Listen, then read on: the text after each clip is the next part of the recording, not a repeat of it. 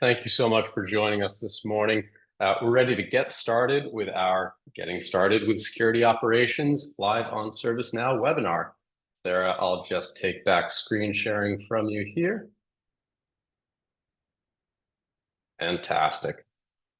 All right, so welcome everyone to the Getting Started with Security Operations Applications live on ServiceNow webinar.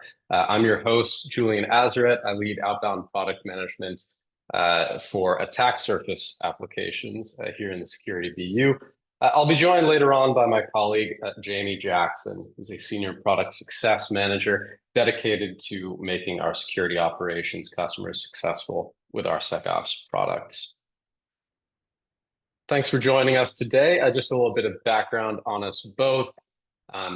We have a broader team supporting us throughout product management, product success, and expert services for our in-house implementation services. We have dedicated practices in each of these groups, specifically for security operations applications.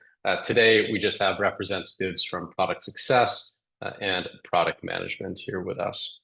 Now, we aren't planning on covering any forward-looking statements in this presentation, but just in case we do as a part of the Q&A or discussions, this is our standard safe harbor notice, and it does apply to comments that I make in this presentation. We'll start out with just a bit of housekeeping. We have saved time at the end of this webinar for Q&A. Please use the Q&A widget as a part of the Zoom webinar to submit your questions along the way. It should appear at the bottom of your screen. If you use that Q&A widget, we'll be able to best see those questions and queue them up for our Q&A time at the end. This presentation will be recorded, and we'll be sharing it on the ServiceNow community. So be sure to log into your community accounts and look for our post where this recording will be available. Now, after this event, you'll be prompted out to fill out a short survey about this webinar. This really helps us change these webinars and determine whether what we're showing you is effective and everything you need. So please make sure to fill out that survey, and thanks for your feedback. All right, so here's our planned agenda for today. Now, most importantly, we want you to come away from this with a clear idea of your next step towards your security operations implementation and some of the resources that can help you get there. Our goal here is to support you and provide you with all the relevant resources and help ensure you get a successful start with our products. So we'll start by covering the what are the security operations applications and the use cases they cover. We'll then cover why, so the value that you can expect to achieve with some of those applications and those use cases. And then finally, I'll be joined by my colleague, Jamie Jackson, to talk about how to get there, the security operations implementation journey. And we'll cover off on all of the resources that you'll need to get started. Finally, we'll have 5-10 minutes at the end for question and answer. So be sure to use that Q&A widget to submit your comments and questions. All right, so let's get started. In this first part, I'll give you a quick overview of security operations applications, highlight some of the key resources if you want your team to dive in deeper. But I want to start this question or this section with a poll. So for all of you out there listening, what are you planning to implement as your first step in security operations applications? Are you starting off with security incident response, vulnerability response, both? Are you unsure of what you're starting off with? Or if you're starting off with a different product in the SecOps suite, which you'll see in a second here, please tell us what you're starting out with in security operations. We'll leave this poll open for another 30 seconds to allow everyone a chance to respond.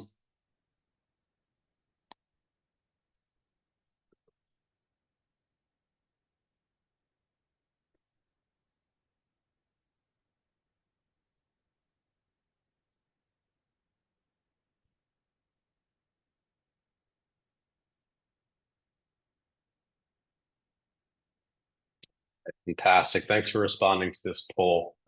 This really helps us in product management understand what people commonly start out with. And it looks like we have across the board Some people starting out with SIR, some with VR, some starting with both, and a few unsure which direction they'll be taking this first implementation. Hopefully, today's session will help you get a handle on what's best for your organization to start with.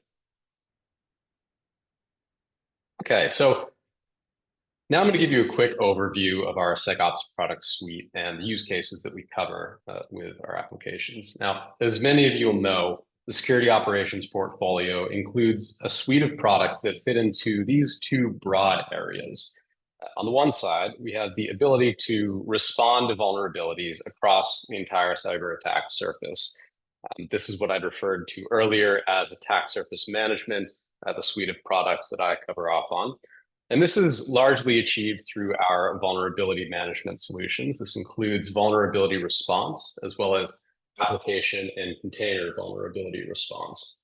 As you see, this covers a range of areas, which are all addressed through various different product offerings. We even have a new addition in this area, security posture control, which you see on the bottom there in what I call the controls and intelligence layer. Now, on the other side of the house, we have the ability to respond to incidents across enterprise security functions. This is achieved through our enterprise security case management solution. My counterpart in this area is Tim Boswell, who joins us today. He leads outbound product management for enterprise security case management. So this includes security incident response, major security incident management, data leak incident response. And within that, we also have our threat intelligence solution. We've just recently added a new product to this side of the house, which you'll see on the bottom in our controls and intelligence layer. That is Threat Intelligence Security Center, essentially our threat intelligence platform built within ServiceNow. So we'll start off with a high-level view of security incident response workflows in the Now platform. With our security incident response product, which you'll hear people refer to as SIR, we unlock automation and workflows that enable us to respond to incidents faster. And this is a high-level view of that process that we take. So first, we integrate with your various security and SIEM tools so that you have one central system of action to view and prioritize the alerts that you get from them, along with that native connection to your CMDB within ServiceNow, allowing you to understand the business service context and prioritize those security incidents accordingly. Next, we also have the ability to integrate with threat intelligence tools, which helps to enrich those incidents and better organize and orchestrate response actions and direct those responses right from within SIR. So this includes orchestrations back out with things like your firewall management system or your endpoint protection tool to orchestrate those actions as a part of your playbook responses. We finally, once an incident is completed and ready for closure, we have an automated post-incident workflow process that allows you to configure the post-incident reports to be automatically generated from the relevant information from that SIR and filled out by the analyst who handled the incident. Now, on the other side of the house, I'll give you a high-level overview of the vulnerability response workflows in the ServiceNow platform. So on the attack surface management side, we have vulnerability response and configuration compliance, both of which follow the same general business process. And that gives you that visibility, prioritization, and automation of vulnerabilities and misconfigurations across the entire enterprise. So this starts with integrating with your vulnerability scanners and your secure configuration scanners, your application security testing scanners, or even your cloud security tools. We bring in vulnerability finding information from those tools, and you can set up vulnerability calculators in assignment rules to enable automatic risk scoring and grouping of those vulnerabilities into remediation tasks, as well as automated assignments to the right teams across security and IT. In addition, we layer on top of that solution recommendations and patch orchestrations by integrating with third-party information for solutions from, say, Red Hat or Microsoft, and out with other tools like HCL BigFix and SCCM for patch recommendations and orchestration. We got workflows for reassignment when those automated assignment rules don't put it to the right person. We can use machine learning to reassign vulnerabilities. And people can request exceptions and deferrals, which can connect with our integrated risk management solution through the policy and compliance management. Now, lastly, once a vulnerability has been resolved within ServiceNow, automated rescans can confirm whether those vulnerabilities have been remediated in truth and close them out with confirmation from the scanner. All right, so here's some highlights of resources that I'm going to go over in a bit more detail that will get you started down your path. First up, product documentation. This is where you'll find the latest product information and release notes, most interestingly, as well as other helpful content like setup guides and instructions on learning about entitlements and so forth. We'll be sharing these links with you in the chat. So you should consider product documentation your go-to resource for detailed information about all ServiceNow products, apps, features, and releases. Next up, our community YouTube channel. There are lots of videos across YouTube, and these particular channels are a great resource if you want to view the latest and greatest demo videos, especially for security operations, and any other live on ServiceNow content. So we'll have a couple links to specific YouTube channels for you to check out that we'll post in the chat that go directly to our security operations and live on ServiceNow playlists. Third, our Now Learning platform. This is where you can, you and your team can access the courses that you have available through your learning credits. These are virtual, on-demand, or instructor-led courses. And this is where you can obtain all the certifications relevant to the products that you work with in ServiceNow. So we have regularly updated SecOps fundamentals courses. We also have certified implementation specialist courses for SIR and VR, as well as the relevant learning paths for each of those. We created a post in the ServiceNow community that includes a comprehensive list with links to the recommended training courses for SecOps. We'll share a link to that post in the chat. That's a great resource for you to get started on what courses might be directly relevant to you in your journey with SecOps products.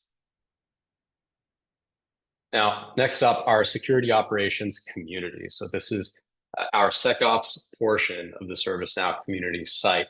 And this is something that we use as a central hub for SecOps users around the world. It's kind of like a ServiceNow user group that's always on. So this is where you can share resources and best practices, post questions, and get solutions from ServiceNow experts like myself. We also regularly post articles and blogs about the product and upcoming webinars like this one. So we recommend that you and your team subscribe to the security operations forum within the community to get those updates. We also post things like our quick start guides for VR and SIR. Those are really helpful for you to reference at this stage in your journey. So we'll post links to the community and those quick start guide articles in the chat right now. Now, finally, but probably most importantly, especially if you're in a technical role in your organization, your responsibilities with respect to ServiceNow, the ServiceNow developer site. This is our developer ecosystem, which is a great resource for your more technical team members, but it's open to all levels of individuals. Now, this includes detailed technical documentation about things like our JavaScript APIs. And it's where you and your team can sign up for our free developer program, where you can collaborate with other ServiceNow developers, get access to personal developer instances that you can use as a sandbox to download ServiceNow applications for free and experiment with the ServiceNow platform. So I'll also point out that under the Connect menu that you see here, this is also where we have our developer share. That's where you can find utilities that other developers post to the developer site for people like you to join. I even have myself posted an application in there, well, a little bit of configuration that you can use to use machine learning in automated assignment rules for vulnerability response. That's a really valuable resource to accelerate your implementation of ServiceNow. We'll be posting a link to that developer site in the chat and a direct link to where you can get a personal developer instance. All right, so next up, I want to spend some time on why you should begin implementing security operations if you haven't already, and what kind of value you can expect to see by getting started with each of our key use cases across the product suite. But first, we'll start off this section with a poll. So I'm really keen to hear from everybody, regardless of what you think your first steps are with the security operations products, what's your top desired business outcome? So is it maybe accelerating your response to security incidents, making incident response analysts' lives more efficient? Is it accelerating response to critical vulnerabilities, getting a handle on the worst parts of your attack surface? Is it reducing the effort that it takes to resolve a security incident, or perhaps reducing the exposure of your attack surface? Or if you have another goal, you can select that option and please share with us. I'm personally very keen to hear. So we'll leave this question open for just another 20 seconds for everybody to respond.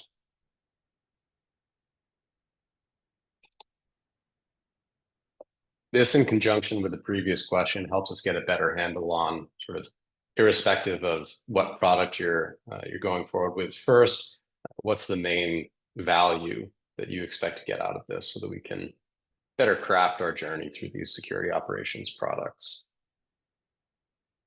All right, looks like most people have answered, so we can go ahead and close this poll.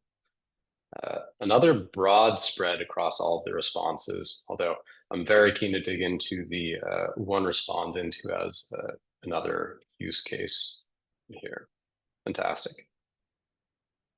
All right, so irrespective of which of those options you had picked, generally we can expect our customers to achieve all of those things depending on your priorities, right?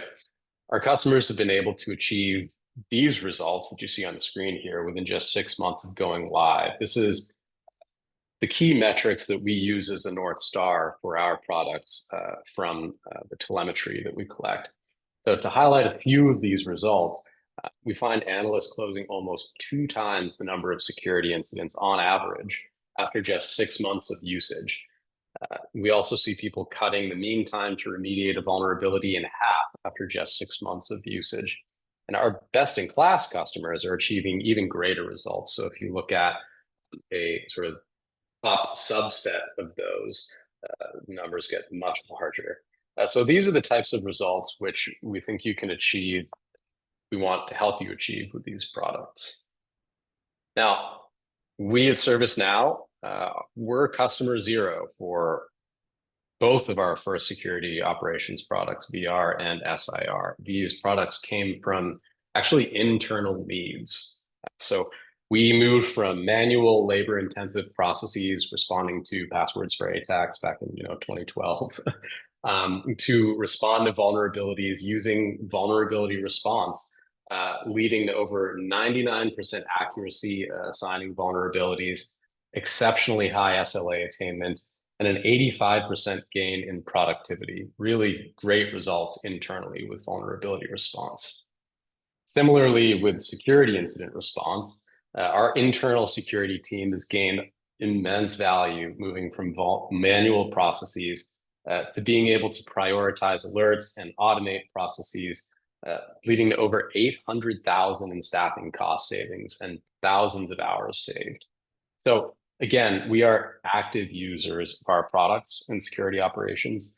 It's crucial to our business.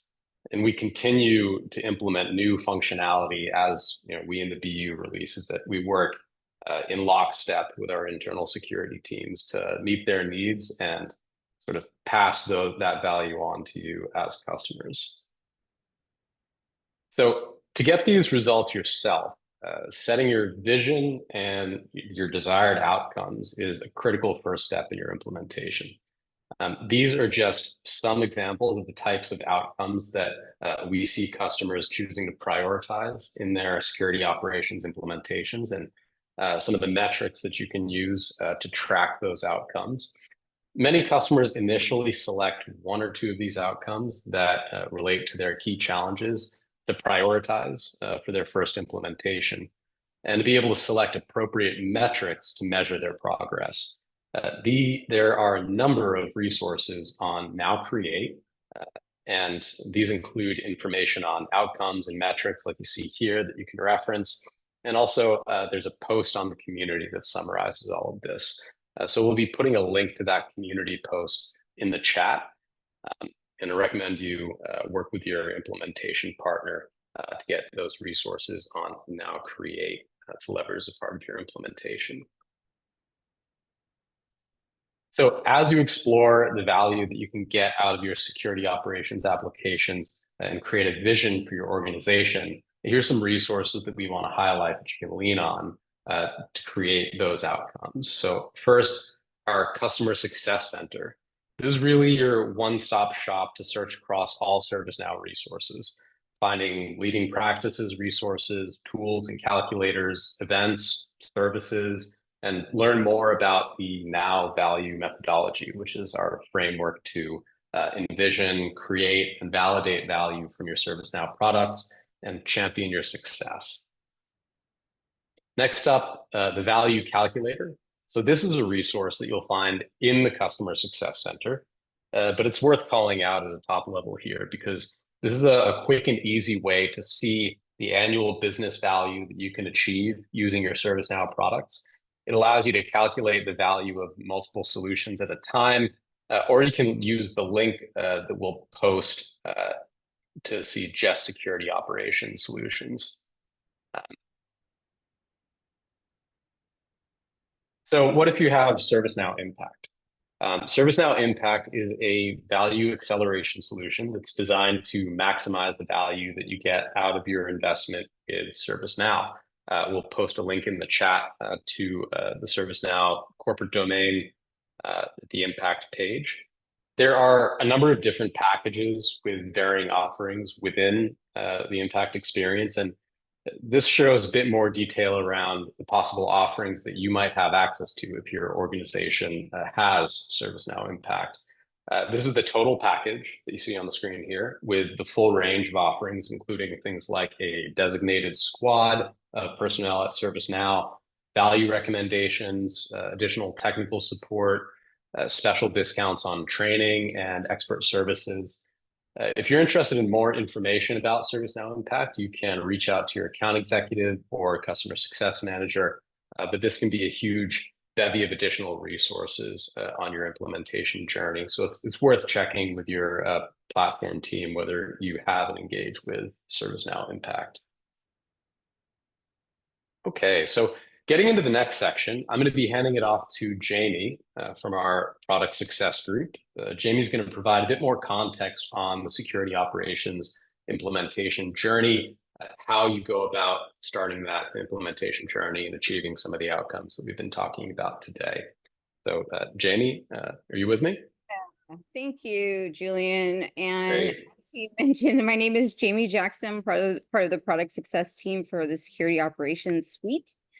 And we're gonna have one more poll for you guys, or maybe two, but I'd like to see where you guys are at in your implementation, whether you're planning to implement this year or you're doing it right now, no plans just yet, you just bought the product, or anything else, so we can kind of understand where everyone is. Wonderful. So it looks like we got a lot of folks either implementing now or no plans to implement or other. I'll give that just a little bit longer. We'll leave the poll open for another 20 seconds or so, give more people a chance to respond. Great.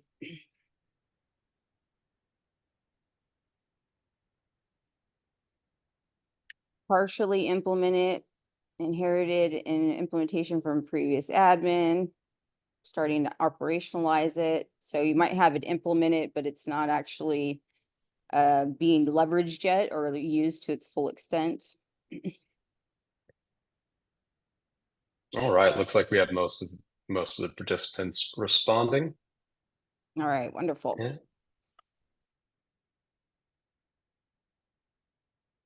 All right, so let's go ahead and move to the next slide.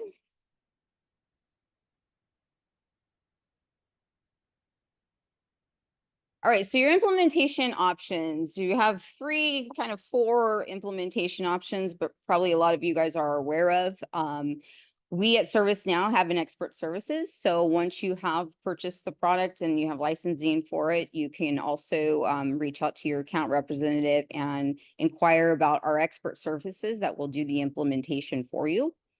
You can leverage an implementation partner, whether you're working with one right now, you already have one that you work with on a regular basis, and they're going to be doing now your SecOps implementation. Or you can have a little bit of both, where you have a co-delivery, where you have an implementation partner that's leveraging some of our expert services for assistance.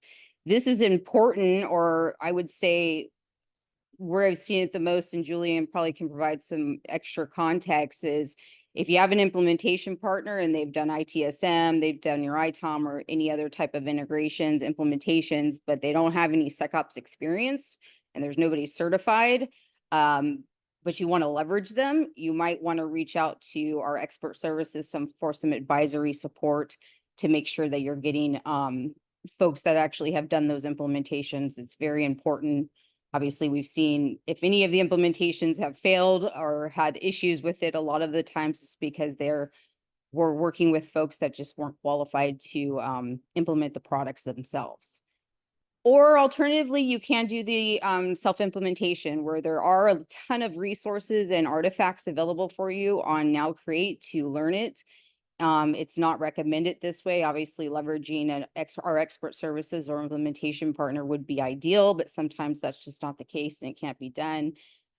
Just would highly recommend if you're going to do a self-implementation, a lot of training prior, gather all those Now Create documents, and see if you can reach out to somebody that has implementation experience would be ideal. All right, next slide. Okay, where you're at, and it looked like some folks are doing VR, SAR, they have SAR and they're going to do VR or vice versa. That's typically where everybody starts, whether it's vulnerability response or security incident response. Those are our two core applications within the suite. One or the other or both done in parallel. These are typically the foundation. In addition to that, after you've done security incident and VR, the next couple ones we've seen come online, especially within VR, is the application vulnerability response, where it's integrating with your check marks or your SDLC scans, SStat scans, and importing those as application type vulnerabilities. In addition to that, with application vulnerability response, you have a pen test workflow that you can import your pen test findings. You can actually request a pen test from the product itself and go through that process. And you can implement with another product too. If you're having some sort of third party do your pen test findings, have those imported into application vulnerability response, and they will be treated like VITs or vulnerable items called vulnerable items in this product itself. That's specifically one because most folks are doing some sort of pen testing, even if they're not doing any type of SSAT scans. They want to at least have those pen test results. You have a workflow and everything that you'll need to handle those in application vulnerability response. In addition to that, just for your knowledge, application VR is actually installed with vulnerability response. For those who are starting to implement it, you probably see application VR, they're installed together. So it's not a whole separate application, but it's usually implemented separately. And then lastly, configuration compliance is your compliance scans, whether you're having those scans come in from Tenable or whatever scanning compliance that you're doing those. This product in particular integrates with GRC ServiceNow if you are leveraging that to map to control objectives and benchmarks and so on and so forth. So those will come in as test results. Vulnerability response obviously just implements or integrates and pulls in your CVE data. This is your configuration or compliance scanning data as well. It comes in as test results. And then beyond that, as you start to mature and go further, and this isn't mandatory that you follow this. You can do a cloud security, VR, CC before any of these other ones as well.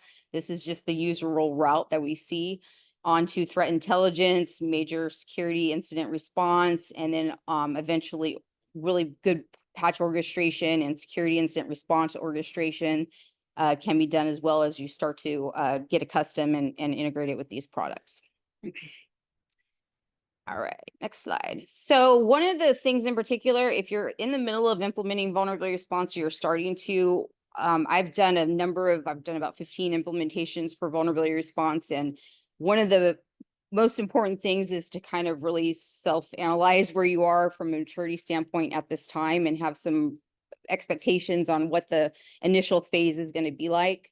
I know everybody wants to go from walk to, black belt, but that's usually not the case. If you're just currently sending out spreadsheets, maybe the first step in the process is just to get some sort of automated assignment so I can get out of the email back and forth and go through that. And I can have some simple prioritization by using just the CVSS score. And then I'll have obviously importing all the vulnerabilities. So I have improved visibility and fantastic reporting that comes out of the box. Where you're at currently is probably going to determine where you're going to move, at least in the initial phase. And I would also recommend identifying a phased approach into this. Don't try and go from 0 to 3 right off the bat, even though it's ideal and everybody wants to be there, but have some realistic expectations on what the first phase or first 3 to 6 months are going to look like, what we're going to actually have done. And then we can move on to vulnerability response. I can integrate with change. I have a change ticket with all of mine. I can have actually the deferral process, the false positive approval workflow. I don't have to do that all at once. I can do this in chunks, and you can implement those workflows and processes as you move along, determining what, based on your prioritization of what is the major pain points right now that you need to address. In addition to that, fortunately or unfortunately, the CMDB plays a huge role in your maturity process for vulnerability response, which those that are implementing are probably realizing it. From a business context perspective, we can use CVSS scoring for all day long, but that doesn't give us really any business context into where the asset is and actually the legitimate risk score, whether it's internet facing or it's behind compensating controls. When you have that data in the CMDB, you will be able to leverage it in vulnerability response. So your CMDB maturity is going to determine how far you can get with VR as well. I've seen the CMDB vulnerability response really forces the hand in maturing the CMDB. So it's great in that aspect, but just know that it's dependent pretty heavily on it as well, from risk scoring and all the context that you need to establish assignment and all that kind of good stuff. All right, next slide.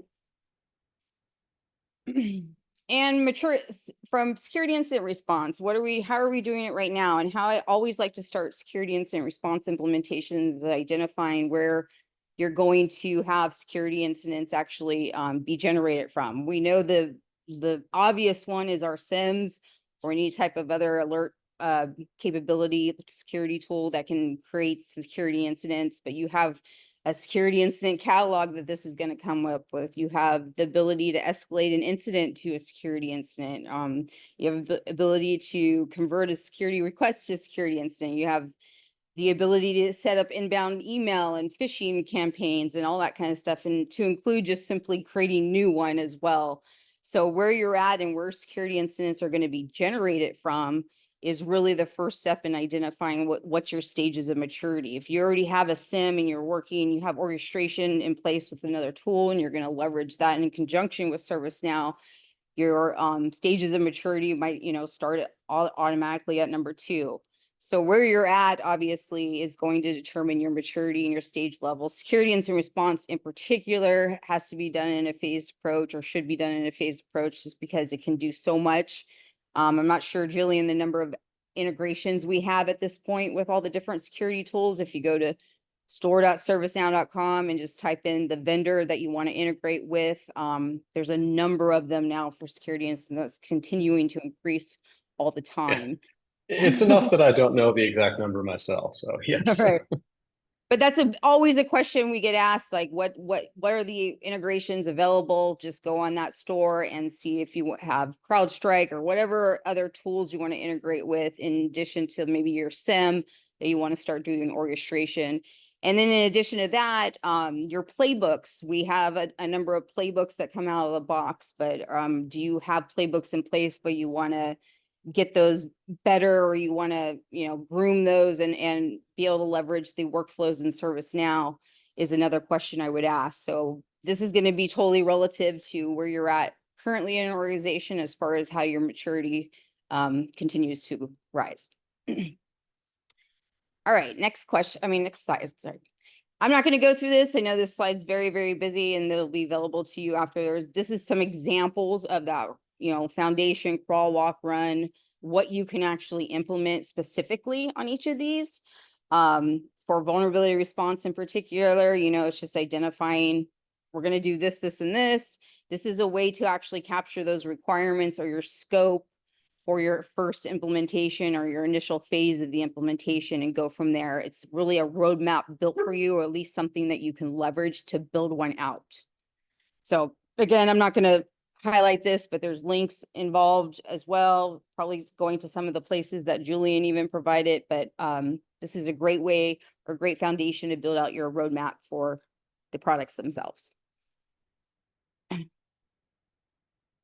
And these are the story themes. So how to get vulnerability response off the ground on the initial phase. These are some of the stuff that you can do. So in the stories or requirements that you're building out, you can kind of group these together into these different themes, or however you're managing that story development. Some of the first things that obviously have to happen: install these supporting applications and roles and responsibilities. That's going to be core setup for any application in ServiceNow, not just VR and SIR and SecOps. And then the integration setup. So you're going to obviously integrate with your scanners, but everybody knows about the scanner, but there's multiple other integrations available. There's the MVD integration, obviously, that we need, but there's CISA Kev.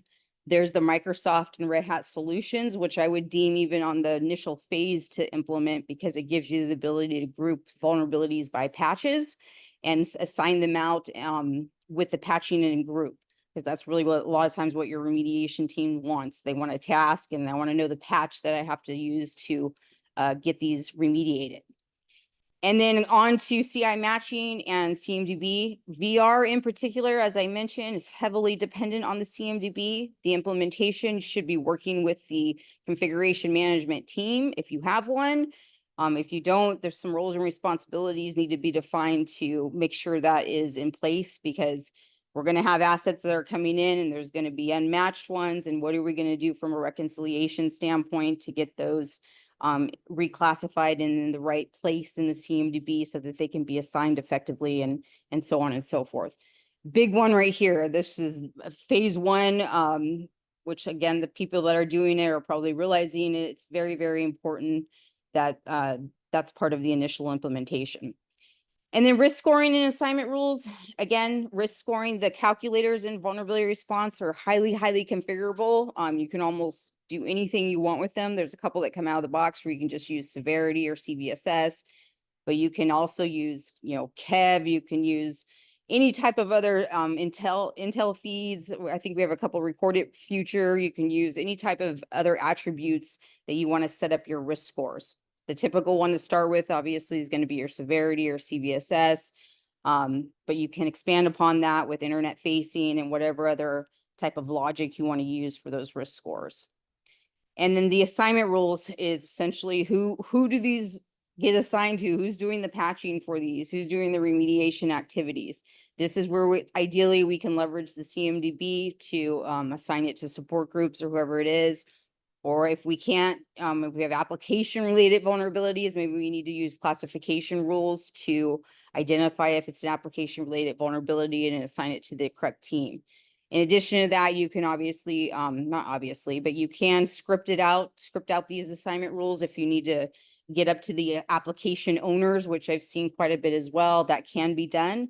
It's not, click here, click there, but you can walk up it through a script. And then your remediation target rules or your SLAs, based on the risk rating or risk score, you'll configure those.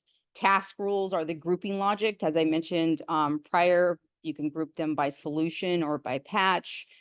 Whatever logic you want is, again, another mandatory step really in the initial phase. Change management and exception management, those are two things that we've seen people or folks push out to phase 2. Maybe you're not going to leverage change, the out-of-the-box change integration right away, or maybe you aren't going to use the exception process right away. Maybe not. Usually that's actually configured to some extent, but you can push that out and not even have exceptions go. But there's workflows that are already in place to support that. You can modify as necessary. And then on to configure notifications and the dashboards and configure dashboards and reports. Sorry.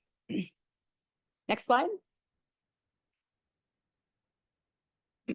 So same with security incident response, and I'm going to zoom through this one. Just I know we're running out of time. So same process. Again, this is a great roadmap to leverage to building one out and individual items that you guys can have as requirements or themes during your initial phase, that you can focus on what you're prioritizing as far as what we need to implement instead of just everything all at the same time. So next slide. All right, security incident response. There's a lot to do in security incident response. Core setup being the obvious with SAR and the integrations available, as well as the groups. SAR is access, or it's locked down out of the box pretty heavily. You can actually even kick out the platform administrators so they don't have access to any of the SAR tickets either. And you can use security tags. There's TLP. There's a number of different ways to limit access into SAR. That probably is one of the main components of implementing it in the initial phase, because everybody has concerns about who can see what in security incidents for obvious reasons. And then our integration setup, again, go to that store.servicenow.com, see which integrations you're going to actually leverage. You don't even have to do integrations on the initial phase. It's not necessary. There's, as I mentioned before, there's a number of different ways to create security incidents that don't even involve an integration with a SIEM or any other type of security alert tool. There are CMDB matching. So for instance, if you integrate with Splunk, it'll import a CI or an asset, and it'll actually try and match it to one in your CMDB as well. So it will come into play when that happens. And then your process definitions. How are you actually working security incidents all the way? State, fill, open, meaning analyze, escalate, or can't even remember them all off the top of my head. But going through that process in those different states, you can actually configure that to however you want it, whether you're using NIST or SANS. And then record creation, which is what I mentioned prior. Again, there's a number of ways to create security incidents. It's not just the SIM. You can do it from a service catalog, inbound email. If you have a security alert tool that's not available in the store yet, but it can send email, you can set up the inbound email to parse those out and create security incidents as well. Again, email ingestion for your phishing, that might be a playbook that you start out with. Scoring, same concept around VR. It's highly configurable around the scoring for security incident. You can leverage it or configure it however you want, and then have SLAs based on the risk scores and so on and so forth. One of the big things I want to highlight is the obviously the workspace and the assignment, but the playbooks themselves. So again, there are playbooks that are available for security incident out of the box. There's some that you can leverage or at least use to some extent and modify as necessary. And there's also a knowledge base that comes with security incident responses, really where you would house those playbooks. So identifying which playbooks you're going to start with, the first 3 to 5 that you're going to implement right off the bat, it would be imperative, and then building out those workflows as necessary. Post-incident review, that's one that I've seen. on the initial phase, depending on if that's needed, you can have post-incident reviews for certain types of security incidents, not all of them or whatever it may be, but that's again highly configurable. It's just in the assessment engine in ServiceNow. So you can have whatever questions you want, and there is a template and questions that come out of the box that you can leverage. And then on to SLAs, reporting, and dashboards. Next slide. All right, resource highlights. There's the partner finder on ServiceNow. This is where you can go in there and actually look for your partners. You can look to see filter by the product line, which is highly, highly important. Again, having experienced partners with security incident response or any of the SecOps suite, if you're going to implement, would be imperative. I would also highly recommend you make sure that they are certified in SIR or VR and that they have experience in implementations. That's one thing I would make mandatory right off the get-go. Next slide. And then our expert services, again, you can come back to ServiceNow after you've gone through the sales process of buying the licenses. We have an excellent expert services that will do the implementation for you. But that link right there will guide you, and obviously you can reach your account representative at any time. And then Now Create. If you are, even if you're not doing self-implementation, go to Now Create because it has every single thing you need from an implementation standpoint. In fact, as a partner, your partners are probably following this logic on how they're actually doing the implementation. There are even stories on there, story templates that actually have some recommendations on what requirements would be. There's process guides, process workshop. It's a plethora of artifacts available to you. This is a very, very important website. I learned tons of stuff from this Now Create when I was first learning 6 years ago on VR and SAR. So highly, highly recommend bookmarking that one and leveraging it during your implementation. Next slide. And then the summary of key choices. Again, you guys will have this available to you. I know we've given you a ton of links because there's a ton of information out there.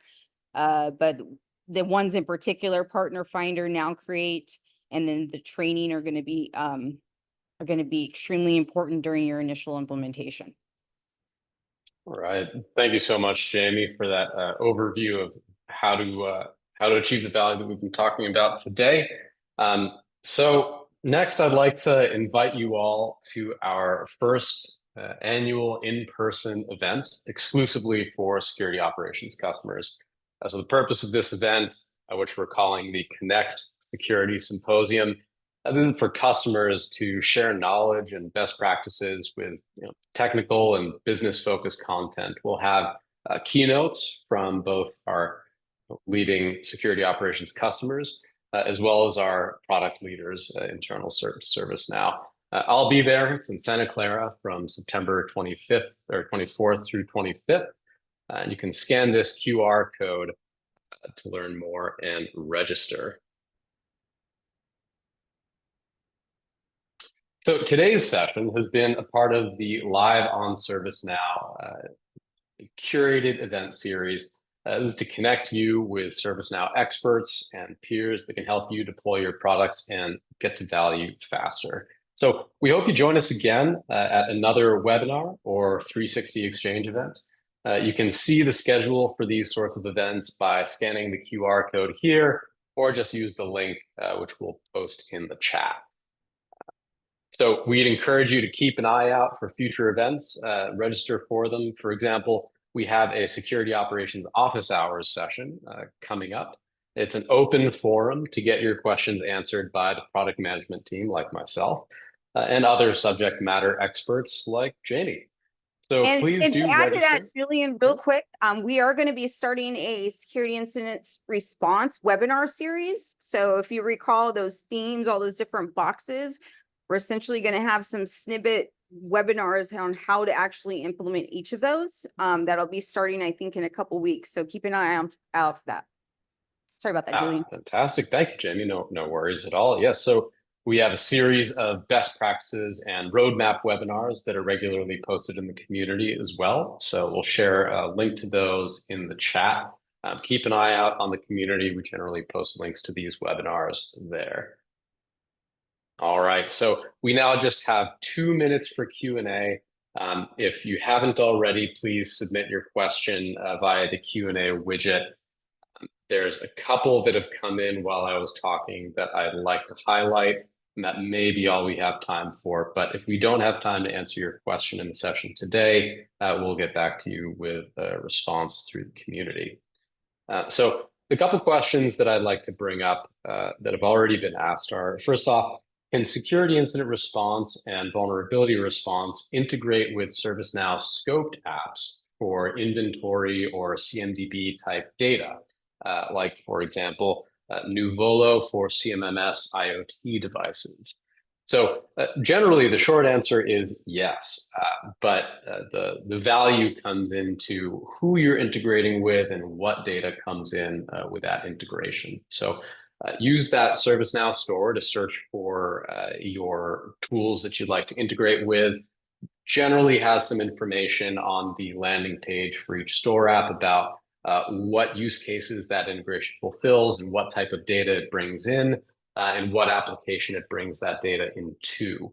Now, the CMDB is one example of, if you have an integration that puts something in the CMDB, generally that's going to be used by vulnerability response when we go to match devices that are coming in from your vulnerability scanner, right? So if it's an integration putting something in CMDB, yes, you can consider that interoperable with both SIR and VR that'll be leveraging that CMDB data.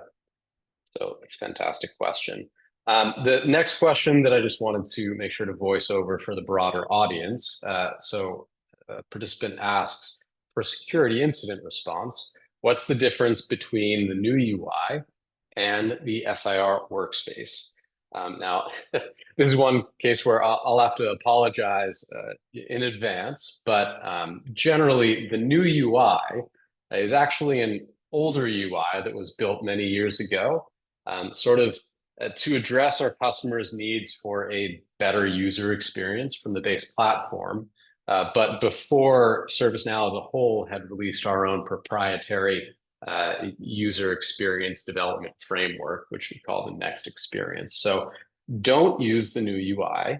The SIR workspace was released on ServiceNow's Next Experience framework, and that is what new customers should be adopting as you go through your first implementation of security incident response. It's that security incident response workspace that you'll want to use. And that you'll find under the workspaces menu alongside all your other Next Experience workspaces. It uses the Next Experience user experience framework, and you can use UI Builder to configure that workspace just like any other workspace.